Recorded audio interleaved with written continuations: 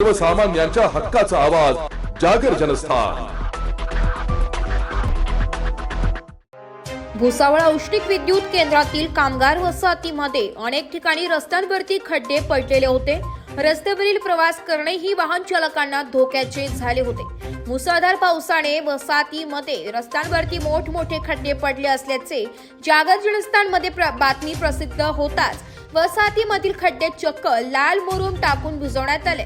मात्र काल सकाळपासूनच मोठ्या प्रमाणात पाऊस झाल्याने त्यामुळे मोठ्या प्रमाणात रस्त्यावरती लाल मुरुम वरती येऊन चिखल होत असल्याने दुचाकी घसरून अपघात होते। थेट ठेकेदाराने शक्कल लढवत लाल मुरुम टाकल्याने या रस्त्यावरून पायी चालणे देखील कसरतीचे ठरत आहे। खड्डे बुजविताना गिट्टी व डांबरचा वापर न करता मुरुमचा वापर झाल्याने परिसरातून नाराजी व्यक्त करण्यात येते। वरिष्ठ अधिकाऱ्यांच्या डोळ्यात धूळफेक करून मुरुमाने खड्डे बुजवण्यात आले। त्यामुळे या ठेकेदाराची मुख्य अभियंता काय कान उघडणी करता कसरतीचे ठरणार आहे। जागर जनस्थान करिता सुमित निकम, भुसावळ।